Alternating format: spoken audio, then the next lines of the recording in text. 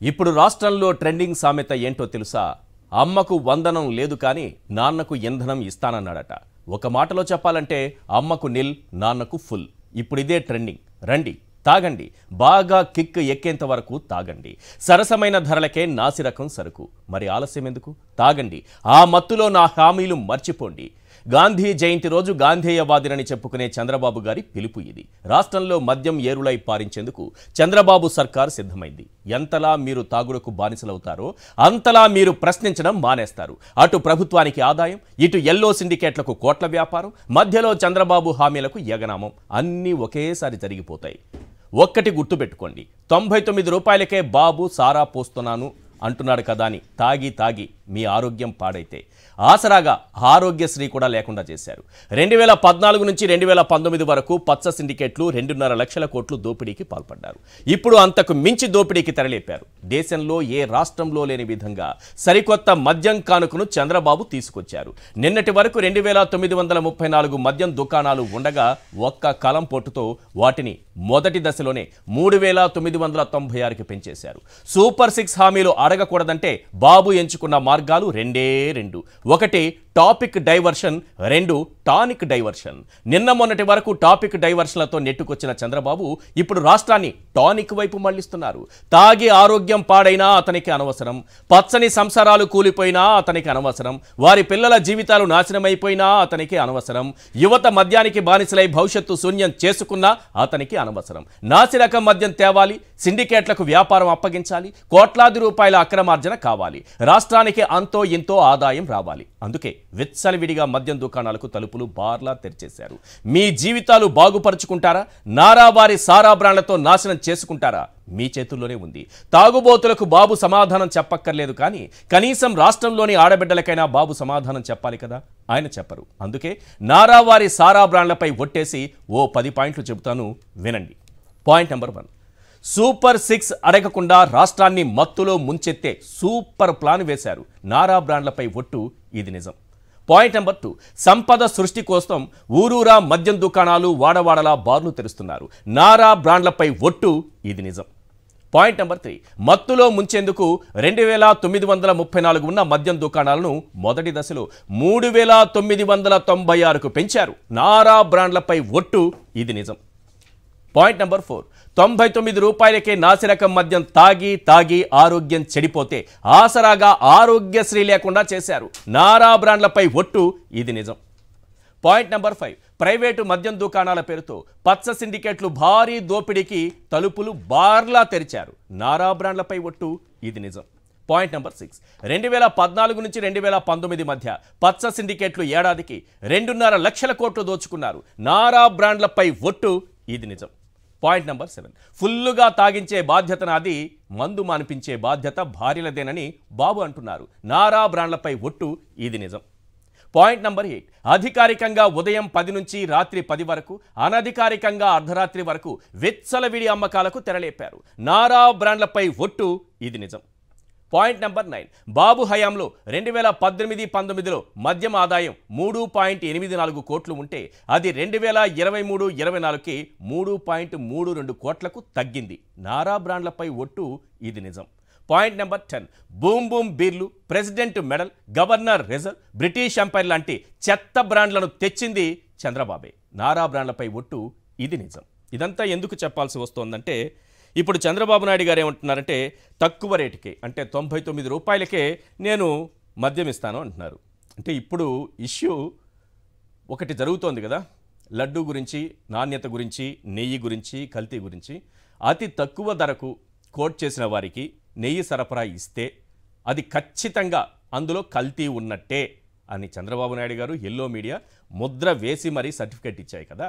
ఇప్పుడు 99 రూపాయలకే మద్యం నేను ఇస్తానంటే అది నాసిరకం మద్యం కాదా? నెయ్యి సరఫరా చేసేవాళ్ళు తక్కువకు కోట్ చేస్తే అది నాణ్యత లేని నెయ్యి ఇచ్చారని అప్పుడే అర్థమైపోయిందట. మరి ఇప్పుడు 99 రూపాయలకే ఎలా ఇస్తారు? ఇంటర్నేషనల్ బ్రాండ్స్ తీసుకొచ్చేస్తారా చంద్రబాబు నాయుడు గారు 99 రూపాయలకి?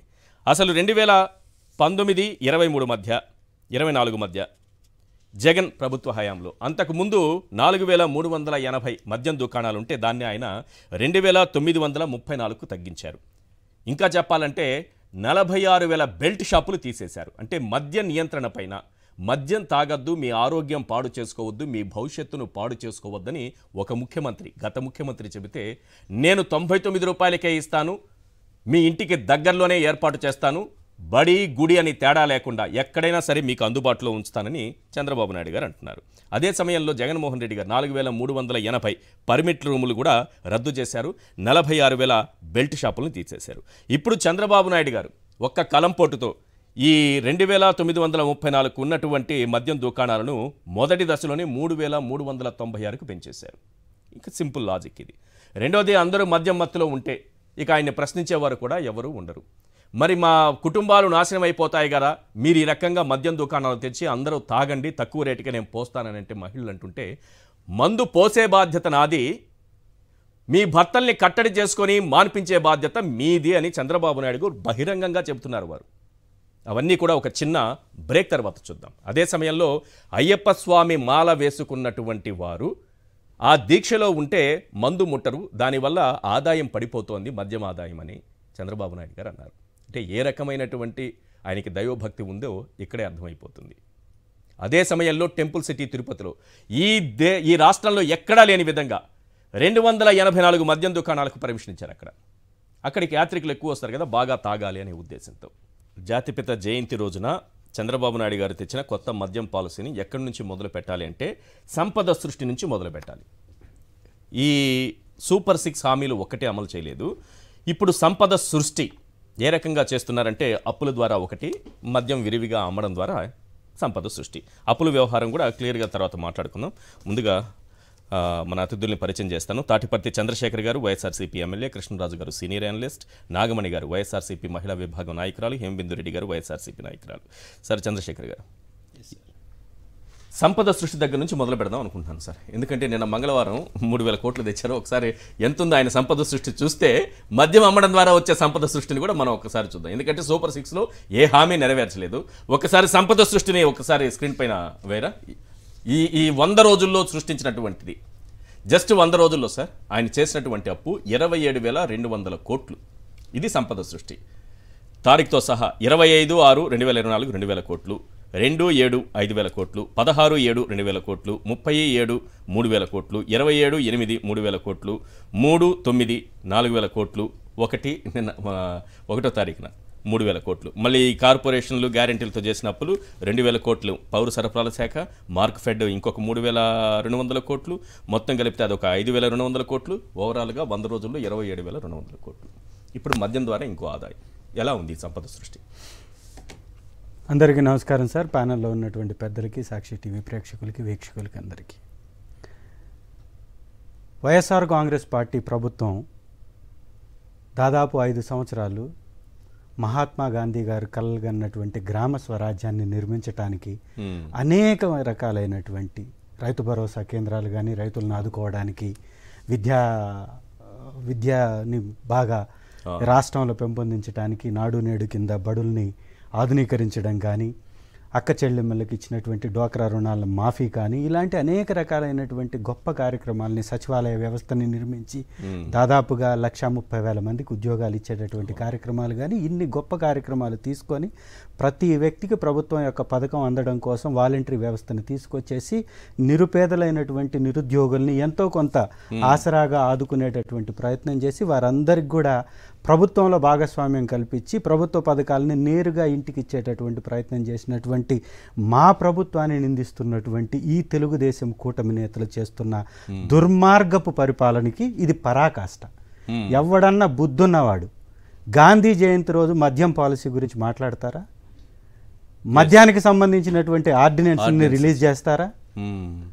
దసరా పవిత్రంగా భావించేటటువంటి దసరా ఈ రోజుల్ని ఈ మద్యం షాపులకి టెండర్లు వేయడానికి ఉపయోగిస్తున్నారంటే ఎంత దుర్మార్గపు దరిద్రపు పరిపాలనని వీరు అందిస్తున్నారో తాటతల్లం చేయొచ్చు. ఈ విధానం గాంధీవాదం అని చెప్తుంటారు కదా చంద్రబాబు నాయుడు గారు. నేను వాచ్ కూడా కట్టుకోను, గాంధీ కట్టుకున్నారా, నేను కూడా కట్టుకోలేదు అన్నారు. ఒకసారి ఎంతటి గాంధీవాదో ఇవాళ తెలిసిపోయింది కదా. దాదాపుగా 3,396 షాపుల్ని ఈ రాష్ట్ర ప్రజల్ని తాగి ఊగమని మత్తులో ముంచేయడానికి టెండర్లు పిలుస్తున్నారు. అది కూడా ఏ విధంగా? లాటరీ పద్ధతి. లాటరీలో పార్టిసిపేట్ చేసేది ఎవరు? ఈ తెలుగుదేశం కూటమి నేతలకు సంబంధించినటువంటి వ్యక్తులు. అంటే దీనిలో పారదర్శకత ఎక్కడా లేదు. దోచుకో దాచుకో. ఇసుకని దోచేశారు, మట్టిని దోచేస్తున్నారు, ఇప్పుడు మద్యాన్ని దోయడానికి కొత్తగా ఈ పిలుపునిచ్చారు. రాష్ట్రంలో ఒక రాక్షస పరిపాలన. నిజంగా భక్తి గురించి, సనాతన ధర్మాల గురించి మాట్లాడినటువంటి డిప్యూటీ చీఫ్ మినిస్టర్ గారు ఈ విషయం మీద స్పందించాలి. తిరుమల తిరుపతి దేవస్థానం పవిత్రతని దెబ్బతీసే విధంగా ఈ లడ్డు వ్యవహారాన్ని తీసుకొచ్చినటువంటి ఈ తప్పుడు ప్రభుత్వం ఇవాళ మళ్ళీ అదే తప్పును మళ్ళీ చేసింది. ఈ రాష్ట్రంలో అత్యధికమైనటువంటి వైన్ షాపులకి తిరుమల తిరుపతిలో కేటాయించడం అంటే 280 షాప్స్ ఇవ్వడము అంటే ఏం చేయాలనుకుంటున్నారు?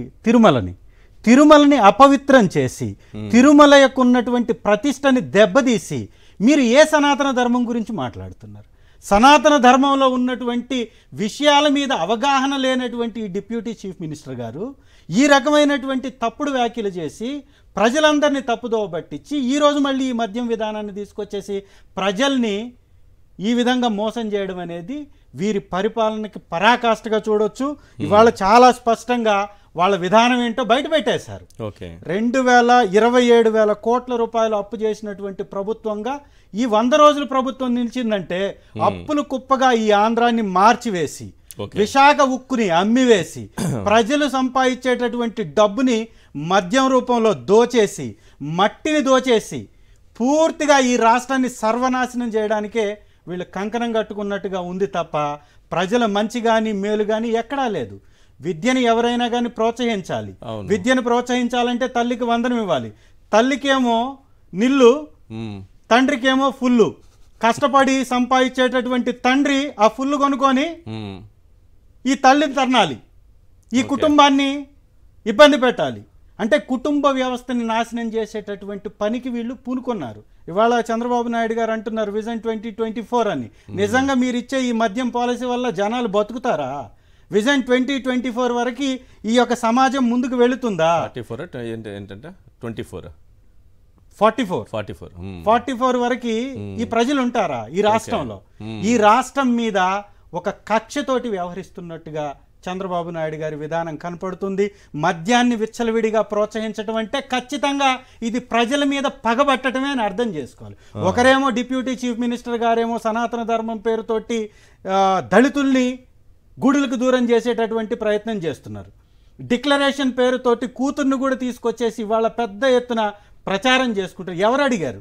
డిక్లరేషన్ గురించి ఎవరన్నా అడిగారా? కావాలని వాళ్ళ బిడ్డల్ని తీసుకెళ్ళి ఆ డిక్లరేషన్ని చేపిచ్చేసి ఇది ఒక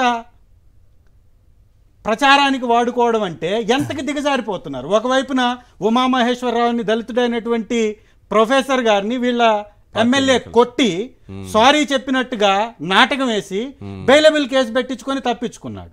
ఒక దళితుడైనటువంటి ప్రొఫెసర్ని కొట్టడం నేరం కాదా?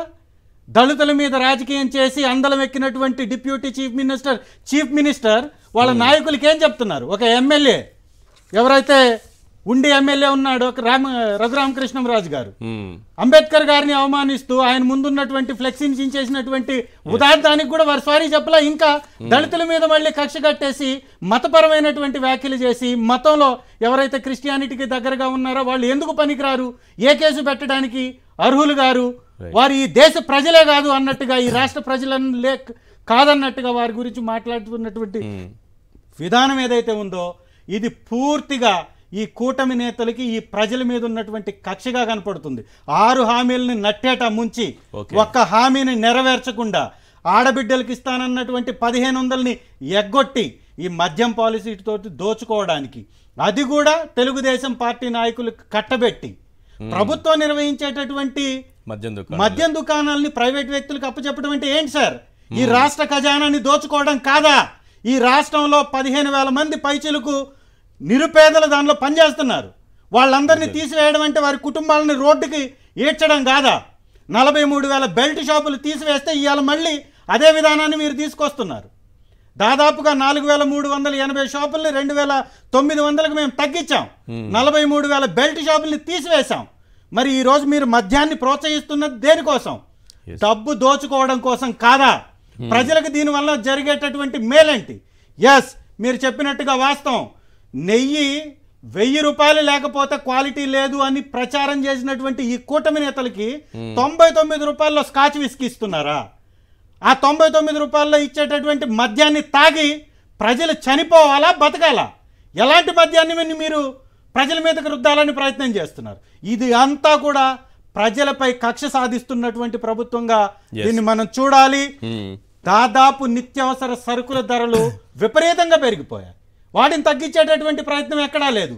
27,000 కోట్ల రూపాయలు అప్పు చేయడం అంటే దాదాపు 20 సంవత్సరాలకు తగినంత అప్పు ఈ రాష్ట్ర ప్రజల మీద మోపటం అంటే 100 రోజుల్లో మోపటం అంటే మీరు ఈ వచ్చేటటువంటి కాలంలో ఎంత అప్పు చేయబోతున్నారు? ఓకే, అన్ని అబద్ధాలు. పోలవరం దగ్గర మొదలుపెట్టినటువంటి అబద్ధాలు ఈ రోజు డిక్లరేషన్ దాకా కొనసాగుతూనే ఉన్నాయి. ఈ రాష్ట్రంలో ఏ కార్యక్రమం జరిగినా వరదలు వస్తే జగన్మోహన్ రెడ్డి గారిని నిందిస్తారు, బోట్ వచ్చి గుద్దుకుంటే జగన్మోహన్ రెడ్డి గారు అంటారు, అప్పులు చేయడానికి జగన్మోహన్ రెడ్డి కారణం అంటారు. మరి మీరు చేసినటువంటి గొప్ప కరెంటు ఛార్జీలు పెంచమని చెప్పినటువంటి చంద్రబాబు నాయుడు గారు ముక్కుని నేలకు రాయాలి. దానికి కూడా జగన్మోహన్ తప్పు చెప్పినందుకు, అబద్ధం చెప్పినందుకు, మా ప్రభుత్వం మీద నిందలు వేసినందుకు సారీ చెప్పి పెంచాలి. ఇవాళ ప్రజల నడ్డి విరచడానికి వీరు పూనుకుంటున్నారనేది స్పష్టంగా కనపడుతుంది. ఈ రాష్ట్రంలో హిందుత్వాన్ని రెచ్చగొట్టి మత్తాంధ్రాగా మార్చడానికి వీరు చేస్తున్నటువంటి కుట్ర.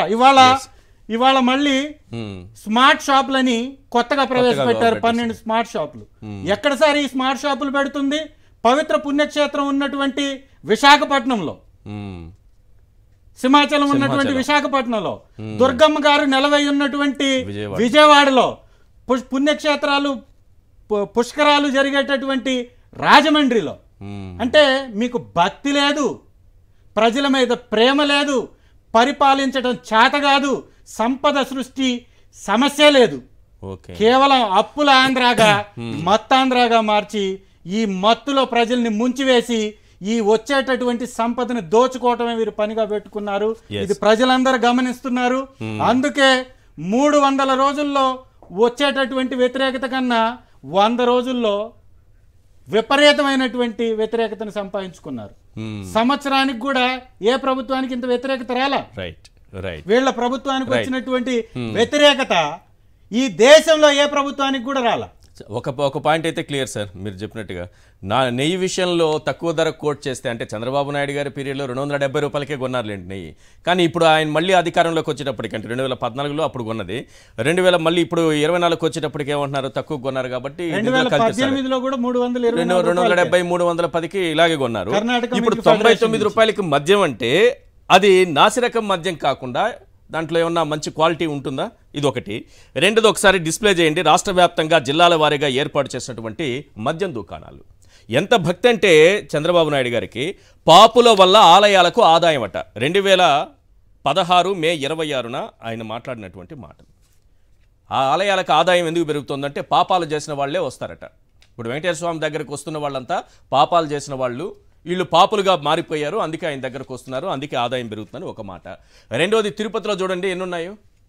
ఒక్క తిరుపతిలో మొత్తం చూస్తే మనకి ఎక్కడా కూడా 200 దాటినటువంటిది కనపడదు. 227. దీంతో పాటు మళ్ళీ సాధారణ దుకాణాలవి, అవి కాకుండా గీత కార్మికులకు కేటాయించినవి ఇంకొక 24 ఉన్నాయి. ఓవరాల్గా మొత్తం 264కి ప్లాన్ అక్కడ అనుమతి ఉంది. 264 మద్యం దుకాణాలట తిరుపతిలో. ఇది చంద్రబాబు నాయుడు గారికి ఉన్నటువంటి చిత్తశుద్ధి. రైట్, ఒకసారి మనం కృష్ణరాజు గారితో మాట్లాడదాం. కృష్ణరాజు గారు, ఏంటి తిరుపతిలో కూడా ఇన్ని మద్యం షాపులా? తిరుపతికి పైగా పాపుల వల్ల ఆలయాలకు ఆదాయం పెరిగిపోతుందంట. అక్కడే దేశవ్యాప్తంగా ఎక్కడి నుంచో భక్తులు వస్తూ ఉంటారు అక్కడికి, కాబట్టి ఎక్కువ మద్యం పెడితే బాగా తాగుతారు, ఇంకా భక్తిలో మునుగుతారు అనుకున్నారో ఏమో మరి. సార్, ముందుగా అందరికీ నమస్కారం అండి. నమస్తే సార్. మీ పర్మిషన్తో చంద్రబాబు నాయుడు గారి కొత్త మద్యం పాలసీ, అలాగే జగన్మోహన్ రెడ్డి గారి ఆదర్శవంతమైన మద్యం పాలసీ గురించి చెప్పే ముందు చంద్రశేఖర్ గారు అప్పుల గురించి సంపూర్ణంగా చెప్పారండి. నిజానికి ఏంటంటే ఈ రోజున ఆంధ్రప్రదేశ్ అనేది శరవేగంగా అత్యధికంగా అప్పులు చేస్తున్న రాష్ట్రంగా మారింది. 100 రోజుల్లో మీరు చెప్పినట్టు 22,000 27,200 కోట్ల రూపాయలు అప్పులు చేశారండి. అయితే దీనిని మనం ఎట్లా చూడాలంటే సగటున రోజుకు చంద్రబాబు నాయుడు గారు ఆంధ్రప్రదేశ్ ప్రజల ఎత్తిన 272 కోట్ల రూపాయలు అప్పు పెడుతున్నాడండి ఆయన. సగటున రోజుకి ఒక రోజుల్లో 272 కోట్ల రూపాయలు పెట్టాడండి. ఇది మనం గంటల్లో లెక్కిస్తే గంటకు ఆంధ్రప్రదేశ్ మీద 11.33 కోట్ల రూపాయలు అప్పు పడుతోంది. నిమిషానికి 18 లక్షల అప్పు ఆంధ్రప్రదేశ్ ప్రజల మీద మోపబడుతోంది. ఇది చంద్రబాబు నాయుడు గారి ఒక ఆల్ టైమ్ రికార్డ్. ఇది మీరు ప్రతి మంగళవారం ఆర్బీఐ దగ్గరికి వెళ్తున్నారు కదా, ఈ వెళ్తున్నప్పుడు అక్కడ ఈ బాండ్స్ ను కొనే విషయంలో అగ్రస్థానంలో ఇప్పుడు ఆంధ్రప్రదేశ్ ఉంటుంది. ఆంధ్రప్రదేశ్ లేదా పంజాబ్, ఈ రెండు మాత్రమే వేల కోట్ల రూపాయలు అప్పులు చేస్తున్నాయి. అంటే చంద్రబాబు నాయుడు గారు అభివృద్ధి చేస్తాను అని చెప్పి అది దాని జాడెక్కడా కనిపించకుండా చేయడమే కాకుండా అప్పులతో రాష్ట్రాన్ని కుప్పలు తెప్పలుగా మారుస్తున్నారు. ఇది ఒక అంశం. అయితే రెండోదండి, చంద్రబాబు నాయుడు గారి మద్యం పాలసీ. ఆయనది ఈరోజు మనం అనుకున్నాం, అది గాంధేయవాది, అక్టోబర్ 2 గాంధీ జయంతి, ఇవన్నీ ఆయనకి పెద్దగా పట్టింపులు ఉండవండి ఆయనకి. అది ఎందుకంటే కాదు, మీకు బాగా గుర్తుండే ఉంటుంది, చంద్రబాబు నాయుడు గారు ఒకసారి చేయి చూపించి నా చేతికి వాచ్ కూడా లేదు, నేను గాంధేయవాదిని, గాంధీ ఆదర్శంగా నేను ఏవి ధరించనని కూడా అన్నారు ఆయన. గుర్తుండే ఉంటుంది మీకు. సార్ ఇవన్నీ అందరికి చెప్తా ఉంటాడండి ఆయన. అయితే నా రిక్వెస్ట్ ఏంటంటే కొద్దిగా కంటిన్యూ చేయనివ్వండి. ఇక్కడ ఏమో జరుగుతుందంటే అక్కడ ఆయన గాంధేయవాది కాదు, బ్రాందేయవాది. గాంధేయవాది కాదు, బ్రాందేయవాది. ఆయన మద్యం కోసం తనకు చాలా అత్యంత ఆప్తుడైన రామోజీరావు గారి కోసం మద్య నిషేధాన్ని తూట్లు పొడిచారు. తిరిగి మళ్ళీ ఆంధ్రప్రదేశ్ లో మద్యం ఏర్లై పారేలాగా చేశారు. సరే, జగన్మోహన్ రెడ్డి గారు నిజానికి జాతి మొత్తం ఆదర్శవంతంగా తీసుకునే విధంగా మద్యం పాలసీని ఆయన మార్చారండి. అవును, ఇది మనం చెప్పడం కాదు, మీకు responsible drinking in Andhra Pradesh A survey based study అని చెప్పి 2021లో నిరుపమ సౌందరరాజన్ గోస్వామి, అరిందమ్ గోస్వామి, వీరిద్దరూ కూడా సంయుక్తంగా ఒక రిపోర్ట్ తయారు చేశారు. ఏం చెప్పారంటే జగన్మోహన్ రెడ్డి గారి హయాంలో కల్తీ లిక్కర్ అంటే కల్తీ సారా మరణాలు తగ్గాయి, లిక్కర్ కన్సంప్షన్ వినియోగం తగ్గింది. జాతీయ స్థాయిలో కూడా జాతీయ స్థాయితో పోలిస్తే ఆంధ్రప్రదేశ్ లో మద్యం వినియోగం తగ్గింది. అదే సమయంలో ఆదాయం కూడా కాస్త పెరగడానికి ఆయన దోహదపడిందని చెప్పి చెబుతూ ఒక లెక్క ఏమిటంటే సార్, ఇది నేషనల్ ఫ్యామిలీ హెల్త్ సర్వే. దీని ప్రకారం ఇప్పుడు చంద్రబాబు నాయుడు గారు అంటే 2014-19లో అప్పుడు యావరేజ్న 15 సంవత్సరాల పైగా ఉన్న జనాభాలో మద్యం వినియోగం 14% ఉంటే అది జగన్మోహన్ రెడ్డి గారి హయాంకి వచ్చేటప్పటికి 11.5% తగ్గింది. ఇది ఒక అచీవ్మెంట్ అండి ఇది. కానీ ఇదే సమయంలో మీకు తెలంగాణలో 24%, అంటే మొత్తం జనాభాలో 24% మంది మద్యం సేవిస్తున్నారు అబౌవ్ 15 years కి. మీకు ఛత్తీస్గఢ్ లో 19%, ఒడిశాలో 16%, తమిళనాడులో 12%. ఇలాగా ఎక్కడ చూసినప్పటికి కూడా ఈ మద్యం వినియోగించే వారి శాతం అనేది ఆంధ్రప్రదేశ్ లో తక్కువగా ఉంది. మీకు చంద్రబాబు నాయుడు గారి హయాంలో 14 నుంచి జగన్మోహన్ రెడ్డి గారి హయాంకి వచ్చేటప్పటికి 11.5% తగ్గింది. అంటే మద్య నియంత్రణలో ఆయన దేశానికే ఆదర్శంగా నిలిచారు. ఇంకో విషయం సార్, ఇక్కడ మద్య నియంత్రణ అక్కడ కాకుండా మీకు లిక్కర్ వినియోగం దీనికి సంబంధించి 2018-19లో ఆ సమయంలో ఆంధ్రప్రదేశ్ లో 384.31 లక్షల కేసుల మద్యం అమ్మకాలు జరిగితే 384 లక్షల కేసులండి. అది 2022-23 నాటికి 335 లక్షల కేసుకు తగ్గింది. అంటే దాదాపు 50 లక్షల కేసుల మద్యం వినియోగం తగ్గింది. బీర్ల విషయానికి వచ్చేటప్పటికి 2018-19లో 277 Yes. లక్షల కేసులు బీర్లు విక్రయిస్తే ఇది 2022-23 నాటికి 116 లక్షల కేసులకు తగ్గింది. అంటే ఆంధ్రప్రదేశ్ లో మద్యం వినియోగం బాగా తగ్గింది. Yes. ఎక్కడా కూడా మద్యం తాగి రోడ్ల మీద పడిపోయిన మనుషుల ఆదాయం కూడా తగ్గిందా సార్? ఆదాయం కూడా తగ్గిందా? ఆదాయం అంటే ఇక్కడ ఏంటంటే ఆదాయం అనేది అది ఒకటి చెప్తాం సార్ మీకు. ఇది మనం ఎలా చూడాలంటే ఆదాయానికి వచ్చేటప్పటికి 2023-24లో మీకు తమిళనాడులో లెక్కల ఆదాయం 45,855 కోట్లు అండి.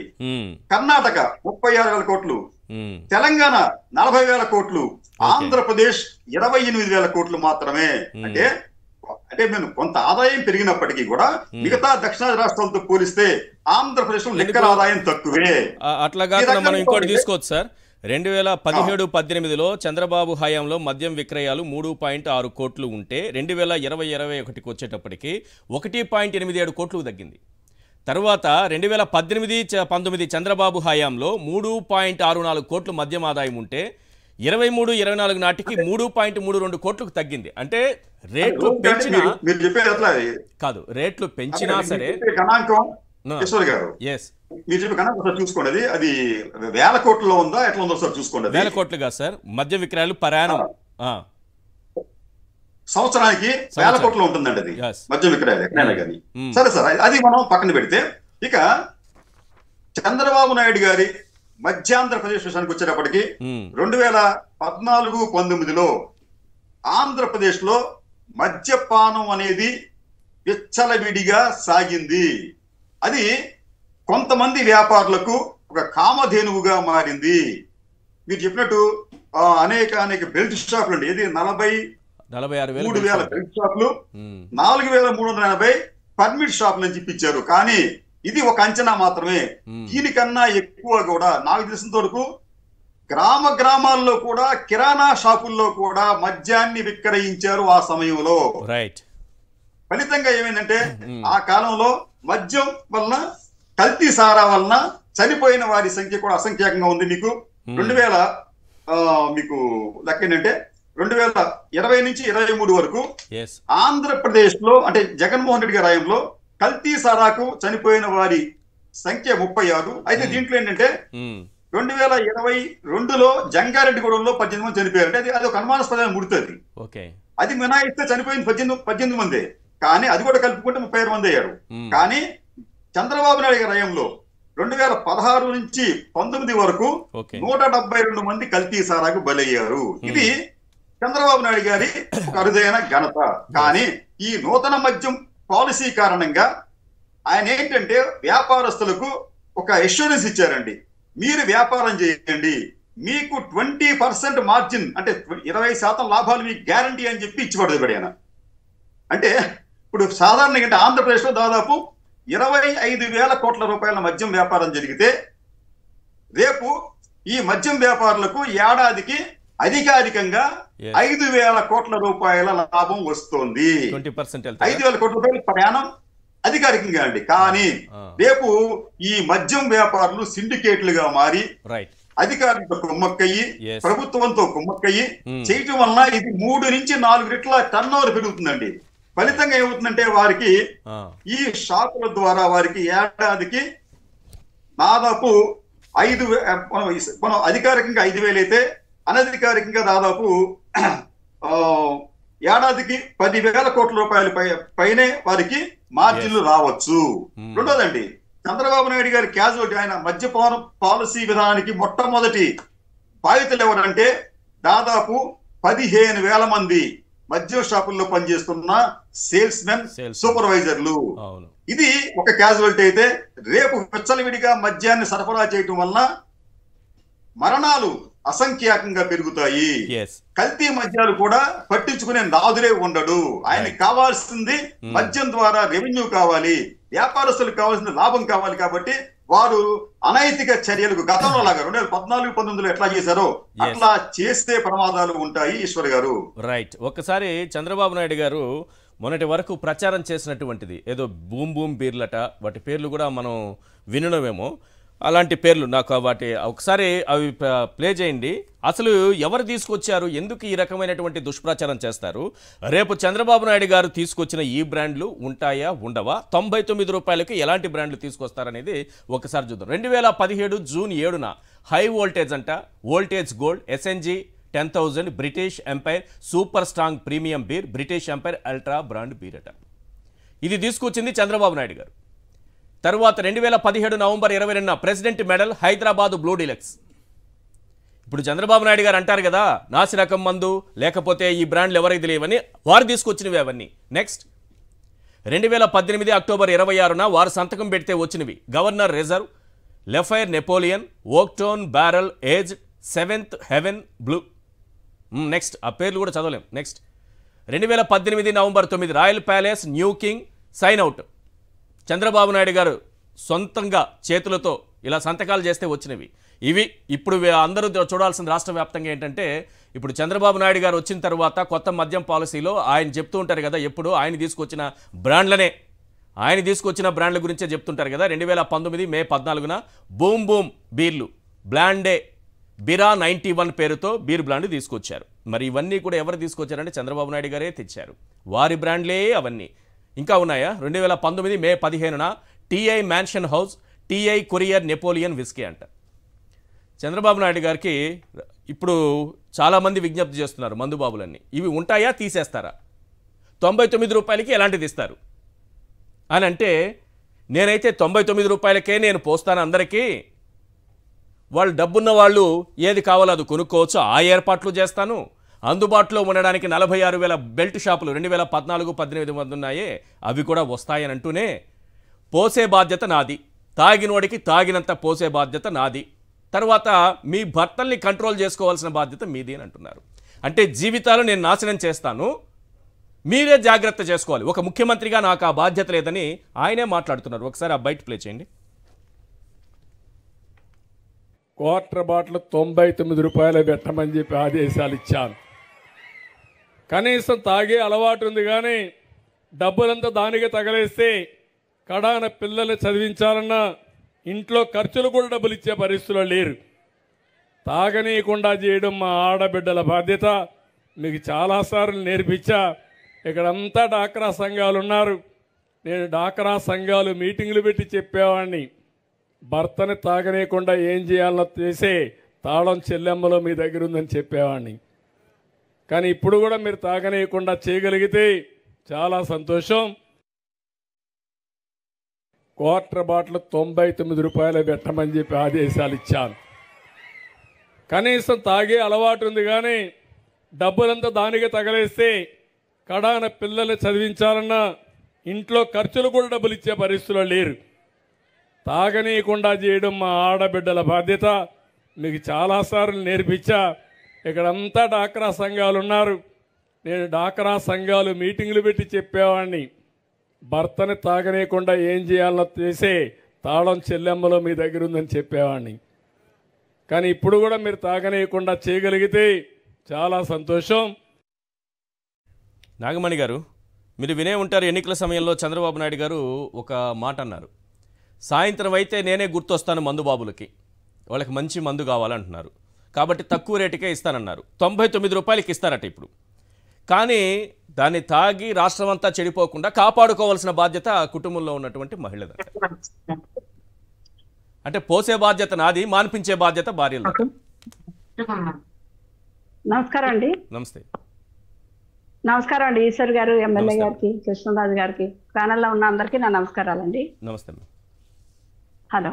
నమస్తే. ముఖ్యంగా ఈ రోజు గాంధీ జయంతి రోజున ఆయనకి ఘనంగా నివాళులు అర్పిస్తూ ఆయన క్షమించమని గాంధీ మహాత్ముని వేడుకుంటూ, ఎందుకంటే ఈ రోజు మద్యం మాంసం దుకాణాలు అన్నవి బంద్ ఉంటాయి, అది ఎక్కడా ఉండవని స్కూల్కి వెళ్ళి పిల్లల దగ్గర నుంచి అందరికీ తెలుస్తుందండి. అలాంటిది ఇలాంటి రోజున ఆ మద్యం పాలసీ గురించి, మద్యం గురించి చంద్రబాబు నాయుడు గారు మాట్లాడడం చాలా విచారకరం. ఆయనకి మంచి బుద్ధి విచక్షణ ఇవ్వాలనేసి ఆ గాంధీ మహాత్ముని వేడుకుంటూ చర్చను కొనసాగిద్దామండి. ఇంకా తాగండి ఊగండి, తాగి ఊగండి, సంపద సృష్టించండి, ఇది ఇప్పుడు ప్రస్తుతం చంద్రబాబు నాయుడు గారి పాలసీ. ఎందుకంటే తాగి ఊగి సంపద సృష్టిస్తే ఆ సంపద అంతా తెలుగుదేశం వాళ్ళు, తెలుగుదేశం నాయకులు, ముఖ్యంగా మరీ ముఖ్యంగా చంద్రబాబు నాయుడు కులాలకు సంబంధించిన వాళ్ళు ఈ సంపదను అనుభవించడానికే ఈ మద్యం పాలసీలు అన్నది ఈయన తీసుకొచ్చారు. ఈయన మద్యం తాగపోతే ఏమైపోతారో, మద్యం తాగపోతే ఎక్కడ ఈ రెవెన్యూ అంతా కూడా వీళ్ళకి ప్రైవేట్ వాళ్ళకి వెళ్ళదో అని ఈయన బాధ. ఆయన 2018లో ఒక మాట చెప్పారండి. Hello madam, yes please. 2018లో ఒక మాట చెప్పారు. అందరూ అయ్యప్ప మాలలు వేసుకుని మద్యం తాగడం మానేస్తున్నారు, మద్యం అమ్మకాలు తగ్గిపోయాయని బాధపడ్డారు ఈ సోకాళ్ళు సనాతన ధర్మ పరిరక్షణ వ్యక్తులు. ఇలాంటి వాళ్ళు మద్యం గురించి, ప్రజల గురించి మాట్లాడతారు. ప్రజల సంక్షేమం గురించి వీళ్ళకి ఏమన్నా పడుతుందండి? ప్రజల సంక్షేమం అన్నది లేదు. ఇప్పుడు మరి ముఖ్యంగా మద్యం కానీ ఈ ఇసుక పాలసీలు కూడా ప్రైవేట్ పరం చేయడంతో 28,000 కోట్ల ప్రభుత్వం నష్టం వస్తుంది. అంటే ఈ 28,000 కోట్లు వీళ్ళ ప్రైవేట్ వ్యక్తుల చేతుల్లో వెళ్తున్నాయి. ప్రైవేట్ వ్యక్తుల్ని పెంచడానికే ఈయన పెట్టిన పాలసీ. జగన్మోహన్ రెడ్డి గారు పెట్టించుకుని వచ్చింది మద్య నిషేధం పెడదామని చూసిన, గ్రాడ్యువల్ గా తగ్గించుకొద్దామని మద్య నిషేధం రేట్లు పెంచి మద్యాన్ని అందుబాటులో లేకుండా చేసుకుంటూ వస్తూ ఆయన చేస్తే ఆయన్ని తప్పుపట్టారు. జగన్మోహన్ రెడ్డి గారు ప్రతి 2,000 మందికి ఒక సచివాలయాన్ని పెట్టి, సచివాలయానికి 10 మంది ఉద్యోగుల్ని వాలంటీర్లు పెట్టి, ప్రతి 50 ఇంటికి ఒక వాలంటీర్ని పెడితే ఈ మన చంద్రబాబు నాయుడు గారు చేసుకొచ్చింది 10,000 మందికి ఒక బారు పెట్టి, 2,000 మందికి ఒక బ్రాందీ షాప్ పెట్టి, ప్రతి 100 మందికి ఒక బెల్ట్ షాపులు చొప్పున చేసుకొస్తున్నారు. ఇదండి ప్రజా సంక్షేమ పాలన. ఈయనకి మద్యం ద్వారా వీళ్ళు ప్రజలందరూ తాగాలి, ఊగాలి, ఆ డబ్బంతా నాశనం చేయాలి, కుటుంబాలు నాశనం అవ్వాలి. ఇందాక ఇప్పుడు మనం ఒక బైక్ చూసామండి. నేను మద్యాన్ని 99 రూపాయలకి ఇస్తున్నాను, అక్క చెల్లెమ్మలే అంతా అదుపులో పెట్టాలని. నీకు 99కే నీకు అందుబాటులో పెడుతున్నావు. పొద్దున్న 6 గంటల నుంచి ఎప్పటి నుంచైనా నీకు ఇప్పుడు అందుబాటులో ఉంటే పిల్లలకి కూలి చేసుకొచ్చిన వాళ్ళు ఏమిస్తారండి? ముఖ్యంగా నిన్న కాక ఇప్పుడు ఆ 10 రోజుల క్రితం కాకినాడలో జరిగిన సంఘటన, ఈ మద్యం విచ్చలవిడిగా తాగి ఎప్పుడైనా అందుబాటులో ఉంటుంది కాబట్టి అన్ని రకాలు తాగి భార్యకి ఇవ్వక, అబ్బాయికి బీపీ ఉందని చూసుకోక ఈ బ్లడ్ క్లాట్స్ అన్ని వచ్చేసి జనరల్ హాస్పిటల్కి వెళ్తే అక్కడ చచ్చిపోయే పరిస్థితి అండి. ఎవరో పట్టించుకోలేదు. ఆరోగ్యశ్రీ లేదు, ఆరోగ్యశ్రీలోకి ఇది రాదు, ప్రైవేట్ దాంట్లోకి తీసుకొచ్చి పడేస్తే బతుకుతాడా లేదో చచ్చే పరిస్థితి. ఇలాంటివన్నీ ఎందుకు వస్తున్నాయి? ప్రజారంజక పాలన చేయవలసిన సీఎం అనండి ఈ మాటలు మాట్లాడడం. ఈయన చూడండి ఇప్పుడు ఎక్సైజ్ శాఖకి ఇప్పుడు మట్టి అంటకుండా ఒక విషయం తీసుకొచ్చారు. ఏపీయు ఐఏఎంఎల్ ద్వారా ఈ తతంగాన్ని నడిపి టీడీపీ లిక్కర్ సిండికేట్ కి బార్లా తెలిసిందండి తలుపులు. దీని ద్వారా ఈ కన్సల్టెన్సీకి 100 కోట్ల టర్నోవర్ ఉండాలంట. ఏంటండి అది? వాళ్ళు ఇక్కడ రాష్ట్రంలో కానీ విదేశాల్లో కానీ వాళ్ళ టర్నోవర్లో ఉన్న వాళ్ళు ఈ సిండికేట్లు ఇది చెయ్యొచ్చని అంటే ఇది ఏమన్నా రోడ్లు కానీ లేకపోతే కాంట్రాక్టులు ఇవన్నీ చేసేదా ఏంటిది? అందులోని ఈ టెండర్లు 13వ తారీఖున పెడతారట, 17వ తారీఖు కల్లా బిడ్లు క్లోజ్ అయిపోతాయట. అంటే 4 రోజులు గడువు. అంటే ఇంకెవరో రాకూడదు. వీళ్ళే ఆల్రెడీ నిర్ణయించేసుకున్నారు కాబట్టి, వీళ్ళే ఎవరికి వాళ్ళకి పెట్టుకున్నారు కాబట్టి వీళ్ళందరూ రెడీ చేసి పెట్టుకుని వాళ్ళ కోసమే. ఎప్పుడైనా ఇది వచ్చినప్పుడు కనీసం 14 రోజులు గడువు ఉంటుంది. ఆ గడువు కూడా ఇవ్వకుండా 4 రోజులు గడువు పోటీ ఉండకూడదని ఇలాంటి నిర్ణయాలు తీసుకున్నారు. స్వయంగా బిడ్లు వేసిన తర్వాత 1 రోజుకండి ప్రెజెంటేషన్ కి టైము. ఏంటండి ఈ దారుణం? అంటే వీళ్ళు ఆల్రెడీ వీళ్ళే సంపద సృష్టించడం, ఎవరికి సంపద పెట్టుకుంటారు వాళ్ళు ఈ తాగడానికి వీళ్ళకి మేడం. ఇప్పుడు తల్లికి వందనం ఇవ్వలేదు మేడం, మహిళలకి 3 సిలిండర్లు ఇవ్వట్లేదు, తల్లికి వందనం ఇవ్వట్లేదు, తల్లికి వందనం లేదు, మహిళలకి 3 సిలిండర్లు లేవు, ఉచిత ప్రయాణం లేదు, యువతకు ఉద్యోగాలు లేవు, ఉన్న ఉద్యోగాలు పీకేస్తున్నారు, తీసేస్తున్నారు, ఉద్యోగాలు లేవు, నిరుద్యోగ భృతి లేదు, అన్నదాత సుఖీభావ అని పెట్టారు, అది లేదు, కేవలం మద్యం మాత్రమే ముందుకు తీసుకొచ్చారు 99 రూపాయలని. ఈ రోజు మహిళలు గాని లేకపోతే యువత గాని వీళ్ళు ఈ తాగి ఆ మత్తులో ఉండి రాష్ట్రం మత్తులో ఊగుతూ ఉంటే చంద్రబాబు నాయుడు గారిని ప్రశ్నించే వాళ్ళు ఉండరా? ఇంకా ఇదేమన్నా ఈ ప్లాన్ ఏమన్నా ఉందా? చంద్రబాబు నాయుడు గారిని ఎవరినే ప్రశ్నించకూడదండి. వాళ్ళు ఏం చెప్పినా నిన్న వరకు జరిగిన ఈ లడ్డూ వివాదంలో చూడండి, జరిగిందో లేదో తెలియకుండానే నానా పెంట చేసుకొచ్చారు. మొత్తం ఇక్కడ ప్రపంచ వ్యాప్తంగా ఉన్న భక్తులందరూ మనోభావాలు దెబ్బతీశారు. నిన్న కోర్టులో సాక్షాత్తు సుప్రీంకోర్టు మాట్లాడుతుంటే వాళ్ళ వదిలి గారైన పురంధేశ్వరరావు గారు మాట్లాడతారు, కోర్టులోనే సుప్రీంకోర్టునే తప్పబట్టగలుగుతున్నారు. ఆయనకు సంబంధించిన స్వామీజీలు కూడా ఏం జరిగిందో చూడకుండా వాళ్ళందరూ మాట్లాడారు. వాళ్ళందరూ ఏం మాట్లాడతారండి? ఎందుకంటే దానికి ఒక్కటే నిదర్శనం సార్. కేంద్రంలో ఉన్న సాక్షాత్తు హోమ్ మినిస్టర్ గారు అమిత్ షా గారు తిరుపతి వచ్చినప్పుడు ఆయన మీద రాళ్లు వేయించారు, హత్యా ప్రయత్నం చేశారు ఇక్కడ ఉన్న ముఖ్యమంత్రి హోదాలో ఉండి. ఆయనకి నచ్చలేదంటే ఎవరినైనా ఏదైనా చేయగలడు. అలాగే రాష్ట్రాన్ని కూడా ఇప్పుడు నాశనం చేయడానికే ఈ మద్యం పాలసీ. కాదు, ఎక్కడైనా ఎవరైనా ఏం కోరుకుంటారు మేడం? నాణ్యమైన విద్య, నాణ్యమైన వైద్యం అడుగుతారు కానీ నాణ్యమైన మద్యం ఇస్తానని ఎవరైనా చెప్తారా? అంటే ఇస్తే ఇచ్చారు. ఇవి రెండు అత్యవసరం రాష్ట్రానికి. ఏవి మన పిల్లలు ఇంగ్లీష్ మీడియం చదువుకుని ఐక్యరాజ్య సమితికి అక్కడికి వెళ్ళి మనకి ప్రతినిధులుగా వెళ్ళారు ఆంధ్రప్రదేశ్. అలాంటి పిల్లల్ని, అలాంటి చదువుని అన్నింటినీ కూడా నాశనం చేశాడు. విద్యా విధానాన్ని నాశనం చేశాడు. ఈ రైతు భరోసాలు కానీ ఏ పథకాలు లేకుండా చేశారు. ఈ ప్రభుత్వం వచ్చాక ఈశ్వరోమంటూ ఉన్నారు ప్రజలందరూ. జగనన్న ప్రభుత్వంలో అందరూ ఎంత హుషారుగా ఉన్నారో. ఈ రోజుకి 100 రోజులు కాకుండా వాళ్ళకి కేకే సర్వే అని వాళ్ళు వస్తారని చెప్పిన కేకే సర్వే మొన్న చెప్పిందండి.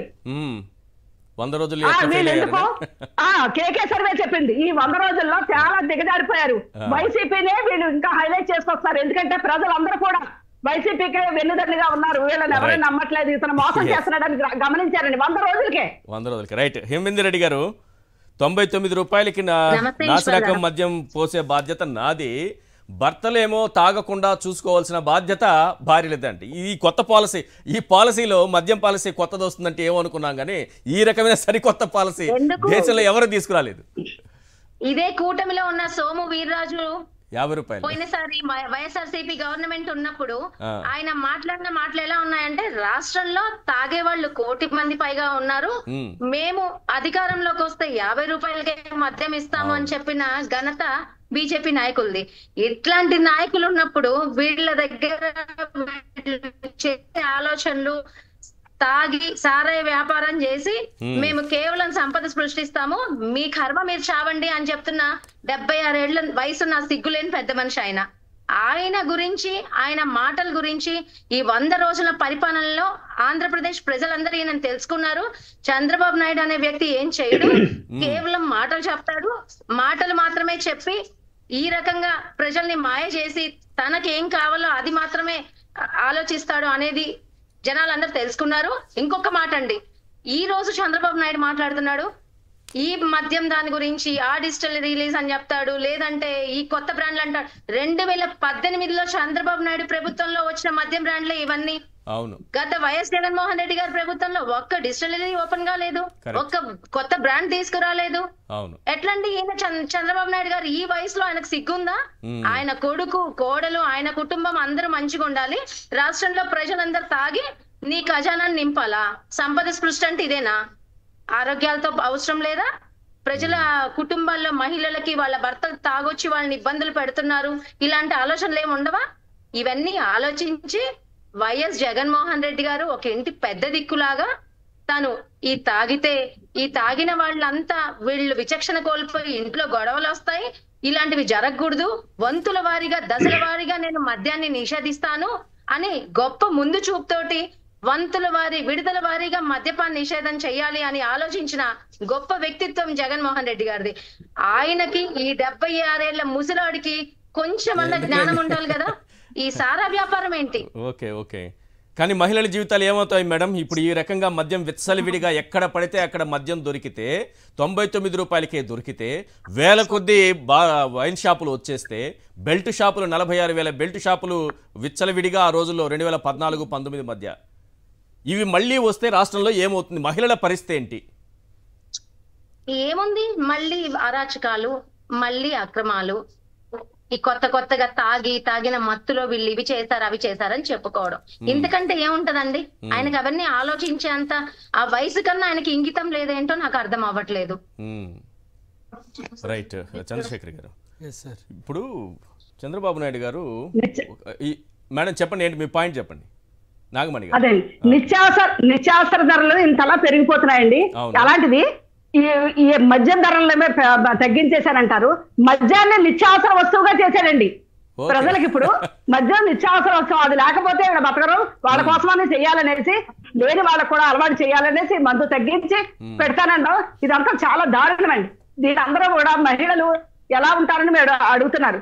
ఈ ఇదిలో ఈ తాగేసి వచ్చి భార్య పిల్లల్ని కొట్టడం, కుటుంబ వ్యవస్థలు నాశనం అవ్వడం, ఆ పిల్లల చదువులు లేకపోవడం, ఈ పోనీ ఏదైనా ఏ స్కూల్ కంటే అమ్మక వందనం అన్నది ఏమన్నా వస్తుంది అనుకుంటే అది రాకపోవడం, ఇవన్నీ వ్యవస్థలు ఎక్కడి నుంచండి? మొత్తం ఈయన ఎంత సంక్షేమంగా పరిపాలన చేసుకొచ్చారో మొత్తం జీరో చేసుకొచ్చారండి ఈయన. Right sir. చంద్రశేఖర్ గారు, ఇప్పుడు నారావారి బ్రాండ్లని హింబిందు గారు వీళ్ళకి ఈశ్వర్ గారు చెప్పండి. కనీసము స్కూళ్ళ పక్కన గాని గుడిల పక్కన గాని మద్యం దుకాణాలు ఉండకూడదు అనే ఆలోచన కూడా లేకుండా, వీళ్ళు కనీసం ఒక విచక్షణ అనేది లేకుండా వీళ్ళు చేస్తున్న కొత్త పాలసీలు, వీళ్ళ కొత్త ఆలోచనలు, వీళ్ళ దీనిలకి ఒక అంతు అనేదే లేదు. ఇలాంటి నాయకులన మేము ఎన్నుకున్నామని ప్రజలు ఈ రోజు సిగ్గుపడుతున్నారు. ఆంధ్రప్రదేశ్ లో వీళ్ళ 100 రోజుల పాలన బిగ్ ఫెయిల్యూర్. బడి పక్కన గుడి పక్కన కూడా పెడతారు తల్లి. ఖచ్చితంగా వీళ్ళకి అంతే, వాళ్ళకి ఆ విచక్షణ అంతే. మహిళలు లేదు, పిల్లలు లేదు, బళ్ళు లేవు, ఏమీ లేవు వీళ్ళకి. జూన్ 12న ప్రమాణ స్వీకారం చేశారు చంద్రబాబు నాయుడు గారు. అంతకుముందు ఆ బీర్లు లేకపోతే ఆ మందు బ్రాండ్లు అవేవో ఉన్నాయి కదా, ఏవైతే నాసిరకం అని చెప్పి ఏవైతే ప్రాణాలు బూమ్ ఆయన ఇచ్చినవి అనేది డేట్ తో presidential medal, governor soil, power star 99 ఇలాంటివి 14 అండి. అందులో విశాఖ డిస్ట్రిక్ట్ అయ్యన్న పాత్రుడు గారు ఉందండి. 1927 ఫిబ్రవరి 24 ఎలక్షన్ ముందు ఇచ్చారండి. రైట్. అంటే పిఎంకే డిస్ట్రిక్ట్ యనమల రామకృష్ణ గారు ఉందండి. ఆదికేశ్వర నాయుడు గారు ఉంది, శ్రీకృష్ణ చంద్రబాబు నాయుడు గారు తీసుకొచ్చిన బ్రాండ్లే. ఆ బ్రాండ్లు దాగి వేల మంది చనిపోయారని ఆయనే ప్రచారం చేశారు.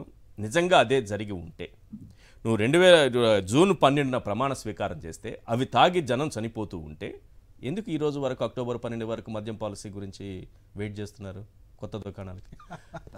పాయింటా కాదా ఇది? ఒకవేళ నిజంగా వాటి వల్ల చనిపోతూ ఉంటే ఇప్పుడు ఎంతమంది చనిపోయింటారు ఈ 3 నెలల కాలంలో, ఈ 4 నెలల కాలంలో? చాలా మంది చనిపోవాలి కదా. దానికి ఎవరు బాధ్యత వహించాలి? సార్ ఒకటే విషయం,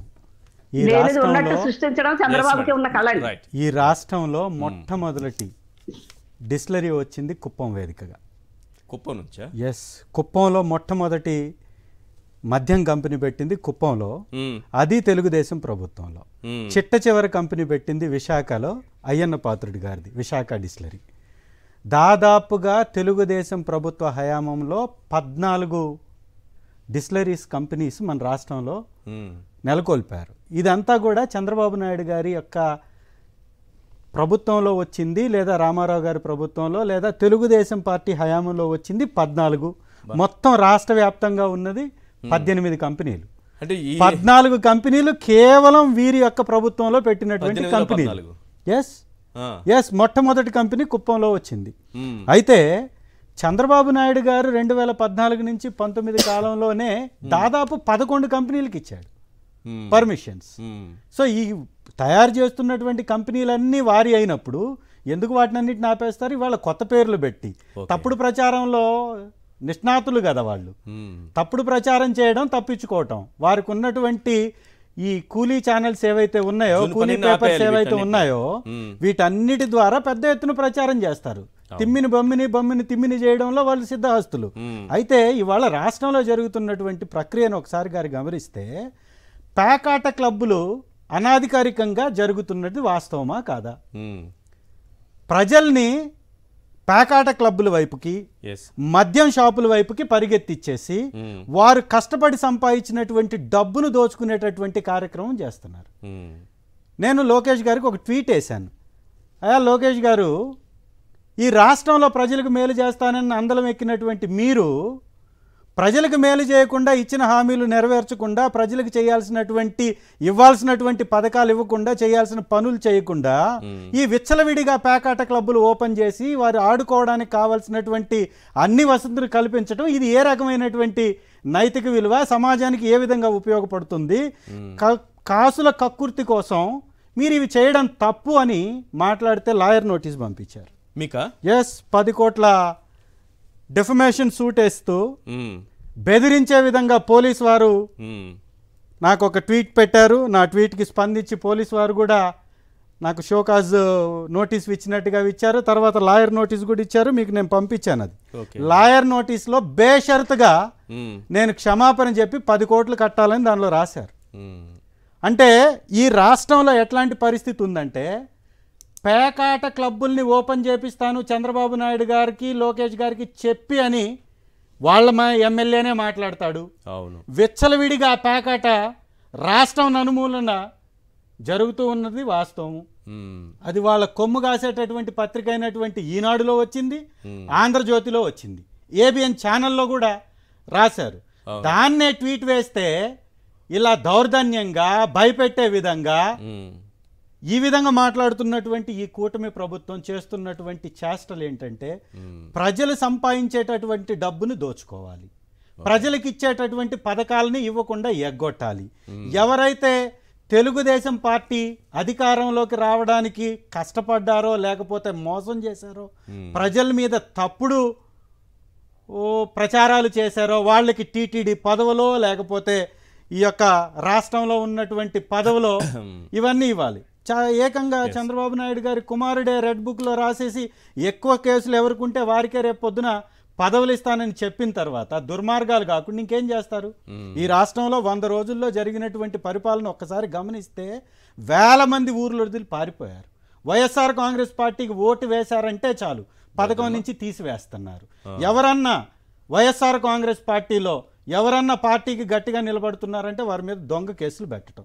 ఎర్రగొండపాలెంలో ఒక మండలంలో పుల్లల చెరువు అనేటటువంటి మండలంలో ఎస్టీ మహిళని కొట్టి దాడి చేసి గాయపరిచి ఆవిడ కేసు పెడితే ఆవిడ పెట్టిన కేసునేమో బెయిలబుల్ కేసు పెట్టారు, ఆవిడకి అగేన్స్ట్ గా కౌంటర్ కేసు పెట్టిన దాన్నేమో నాన్ బెయిలబుల్ కేసులు పెట్టారు.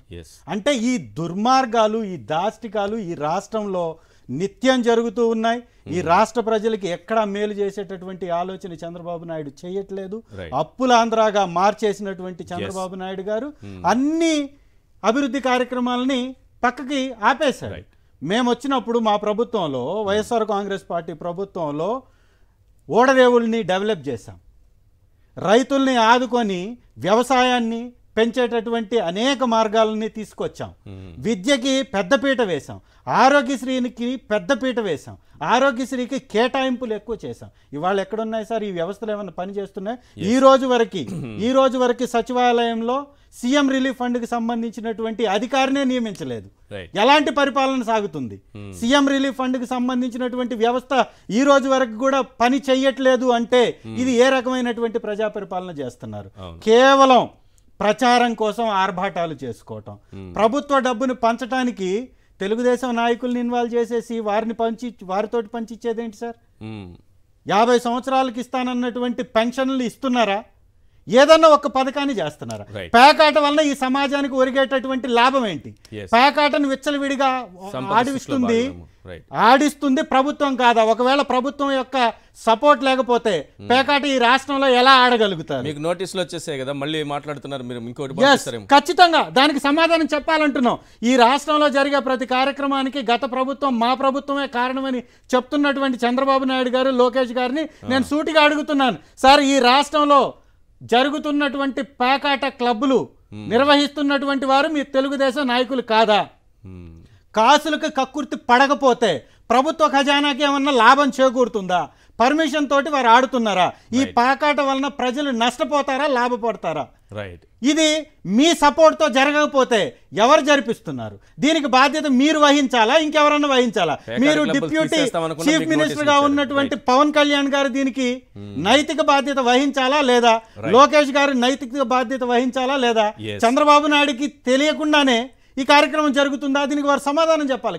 రైట్. క్లోజ్ చేసే ముందు 227 మద్యం దుకాణాలు తిరుపతి కేటాయించి కోటాను మంది భక్తులు వస్తారు కాబట్టి భక్తి మత్తులో కాకుండా నేను పోసే సారా మత్తులో మునగండి, అక్కడైతే బిజినెస్ బాగా జరుగుతుందని 227 ఓవరాల్గా మిగతా దుకాణాలు కలిపితే 264 దుకాణాలు అక్కడ పెడుతున్నారు. రెండోది అయ్యప్ప స్వామి మాలలు వేసుకోకండి, అలా వేసుకుంటే నా ఆదాయం తగ్గిపోతుందని చంద్రబాబు నాయుడు గారు చెప్తున్నారు. ఎందుకంటే దీక్షలో ఉన్న వాళ్ళు మందు తాగరు కదా, అలా తాకపోతే ఏమవుతుంది? ఆదాయం తగ్గిపోతుంది. వారు ఏమన్నారో ఒక్కసారి వింటే క్లోజ్ చేద్దాం ప్లీజ్. కొంతమంది పోతారు అయ్యప్ప స్వామి దగ్గరికి, ఈ 40 రోజులు ఏమి తాగకూడదు, నిష్టగా ఉండాలి అంటే 40 డేస్ కన్జంప్షన్ తగ్గిపోయింది. కొంతమంది పోతారు అయ్యప్ప స్వామి దగ్గరికి, ఈ 40 రోజులు ఏమి తాగకూడదు, నిష్టగా ఉండాలి అంటే 40 డేస్ కన్జంప్షన్ తగ్గిపోయింది. లడ్డూకి జంతువుల కొవ్వు తక్కువ రేటుకి నెయ్యి వచ్చింది కాబట్టి అది కల్తీ, మనం తక్కువ రేటుకి మందు పోస్తే మాత్రం అది కల్తీ కాదు. తర్వాత తిరుపతిలో 227 షాపులు ఓపెన్ చేయడానికి ఓకే చేశారు. ఇది చంద్రబాబు నాయుడు గారికి భగవంతుడి మీద ఉన్నటువంటి భక్తి. అలాగే అయ్యప్ప స్వాములు కూడా మీరు దీక్షలు చేసేవాళ్ళు ఏం చేయాలనేది చంద్రబాబు నాయుడు గారి మాటలు ఉన్న తర్వాత మీరే ఆలోచించి నిర్ణయాలు తీసుకోండి. Thank you sir. చర్చలో పాల్గొన్నందుకు చంద్రశేఖర్ గారు, కృష్ణరాజు గారు, నాగమణి గారు, ఎంబిందు రెడ్డి గారు. ఇది వాళ్ళ చర్చా కార్యక్రమం. చూస్తూనే ఉండండి సాక్షి టీవీ.